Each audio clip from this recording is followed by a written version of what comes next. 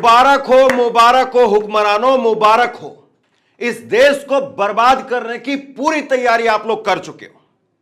जो इस देश में 1947 से लेकर के और आज तक नहीं हुआ, उससे बड़े तांडव की तैयारी की जा रही है। संभल में जो कुछ हुआ 4 दिन पहले, हमने देखा उसमें 4-5 मुस्लिम नौजवानों की जान चली गई। अब लग रहा है कि बड़े लेवल पर किया जाना तय हो चुका है। बड़ी खबर मैं आपको इस वक्त की बता रहा हूं। दुनिया भर में जिसका नाम है, दुनिया भर में जिसका नाम है, भारत की केवल मैं बात नहीं कर रहा हूं, दुनिया भर में अजमेर शरीफ दरगाह का नाम है। ख्वाजा मोइनुद्दीन चिश्ती की उस दरगाह को भी अब हिंदू मंदिर बताया जा रहा है और उसको लेकर के बाकायदा हिंदू सेना ने आज ही सुबह कोर्ट के अंदर याचिका दी और आज ही शाम को 5 बजे कोर्ट ने ऑर्डर दे दिया। अब उस पर सुनवाई होगी साहब, और उसके बाद सर्वे, और सर्वे में फिर वही होगा जो संभल में हुआ। मतलब आप सोचिए कि इस देश में आग लगाने की, इस देश में दंगे कराने की किस लेवल पर तैयारी चल रही है। मैं सवाल सीधा सा ही पूछता हूं कि अजमेर शरीफ की जो दरगाह है उस पर तो प्रधानमंत्री भी चादर भेजते हैं ना, तो नरेंद्र मोदी भी उस तथाकथित मंदिर पर चादर चढ़ा रहे हैं। अजमेर शरीफ दरगाह को संकट मोचन महादेव का मंदिर बताया गया है। और बड़ी बात मैं आपको बता दूं, एक विष्णु गुप्ता जो कि हिंदू सेना का अध्यक्ष है, यह विष्णु गुप्ता कोई और नहीं है बल्कि विष्णु गुप्ता कुछ समय पहले दिल्ली के अंदर अकबर रोड पर शाही पोत रहा था और शाही पोत करके अकबर रोड का नाम मिटा रहा था। और उस वक्त में एक एबीपी न्यूज में एक पत्रकार है, उन्होंने इनसे सवाल पूछा कि अकबर की सेना में कौन था, ये था वो था, और जैसे ही दिल्ली पुलिस के 2 जवान जो उस जगह पर तैनात रहते हैं नॉर्मली, वो आए तो ये जो आज जिसने याचिका डाली है ना हिंदू सेना का, ये विष्णु गुप्ता, ये भाग गया था वहां से। ये दिल्ली के अंदर अकबर रोड की कहानी मैं आपको बता रहा हूं, आगे मैं आपको तस्वीरें दिखाऊंगा। एक बार ये तस्वीरें स्क्रीन पर भी देख लीजिए आप।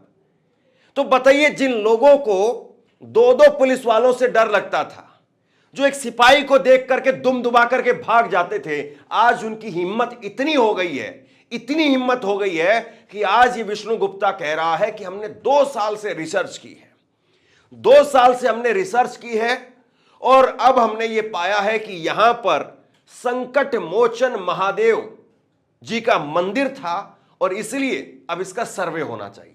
मतलब कल को आप अजमेर शरीफ की दरगाह को तोड़ दोगे और वहां पर दरगाह को तोड़ करके कहोगे कि यहां पर भी एक मंदिर बनाया जाए। और ये सब कुछ आपको पता है क्यों हो रहा है। ये डी.वाई. चंद्रचूड़, ये नाम याद रखिए एक बार जरा, डी.वाई. चंद्रचूड़। ये डी.वाई. चंद्रचूड़ साहब ने जो 2022 में ज्ञानव्यापी मस्जिद के सर्वे को लेकर के जो कहा था, उससे पूरा रास्ता खोल दिया गया है। और इसके बाद में अभी ये मामला यही नहीं रुकने वाला है।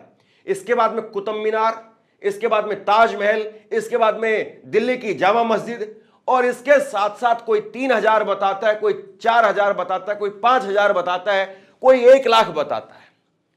इन मस्जिदों का अलग अलग जगह पर सर्वे होगा साहब इस देश में। मतलब अब कुछ नहीं बचा है, अब आपको कोई काम नहीं करना है। नीचता और ढीठता और निकम्मेपन की कहने में बड़ा दुख होता है। आप सोचिए कि क्या इसमें हिंदुओं का नुकसान नहीं होगा? क्या संभल में जो मारे गए 4 मुसलमान उसी तरीके से होगा? नहीं साहब, नुकसान जब होता है तो 2 तरफा होता है। संभल में भी 4 अगर मुसलमान मारे गए हैं तो 20-25 पुलिस वाले भी घायल हुए हैं, उनके भी जाकर के धर्म देखने ला। तो सबसे बड़ा सवाल यह कि अब देश को कैसी भट्टी में झोंका जा रहा है, किस तरीके की भट्टी में देश को झोंका जा रहा है और यह कौन करवा रहा है। क्या नरेंद्र मोदी ये हिम्मत रखते हैं कि वो अजमेर शरीफ पर दरगाह पर जो हर साल चादर भेजते हैं, वो ये कह सकें, ये खड़े होकर के बोल सकें, ये ट्वीट कर सकें, ये वीडियो बना सकें, एक संदेश के जरिए वो कम से कम ये कह दें कि ऐसा मत करिए भाई। दुनिया भर में क्यों छिछालेदर करना चाह रहे हैं भारत देश की आप? डी.वाई. चंद्रचूड़ साहब ने क्या किया? देश के अंदर worship places of worship act 1991 है, मतलब उस कानून के तहत यह है कि आप 15 अगस्त 1947 से पहले जो धार्मिक स्थल जिस स्थिति में था वो उसी स्थिति में रहेगा, सिवाय अयोध्या के। ये प्लेसेस ऑफ वर्शिप एक्ट 1991 कहता है कि 15 अगस्त 1947 से पहले जो मंदिर थी तो वो मंदिर रहेगी, जो मस्जिद थी तो वो मस्जिद रहेगी। किसी भी धार्मिक स्थल की पहचान को आप बदल नहीं सकते हैं। लेकिन डीवाई चंद्रचूड़ साहब ने पता क्या किया, जब ज्ञान व्यापी का उन्होंने सर्वे दिया तो उसमें उन्होंने कह दिया कि हम बदल नहीं रहे हैं, लेकिन अगर कोई पता लगाना चाहता है तो पता लगाने से कौन रोकता है। देखिए लाइन है बहुत छोटी सी, प्लेसेस ऑफ वर्शिप एक्ट 1991 वो ये कहता है, उस वक्त में पीवी नरसिम्हा राव की कांग्रेस की सरकार ने इसको लाया था। उन्होंने ही उस वक्त में कहा था कि 1947 से पहले जो जैसा था, यानी आजादी से पहले जो जैसा था वो वैसा ही रहेगा। अगर कोई मस्जिद है तो मस्जिद रहे, मंदिर है तो मंदिर रहे। लेकिन उसमें सिर्फ ये था अपवाद के तौर पर कि अयोध्या का मामला चल रहा है और अयोध्या का मामला चलेगा, उसमें कोर्ट जो फैसला देगी वो मान्य होगा। उसके अलावा जितने भी और बाकी इस तरह के केस होंगे वो सारे सीज कर दिए जाएंगे। लेकिन डीवाई चंद्रचूड़ साहब ने क्या किया पता है आपको?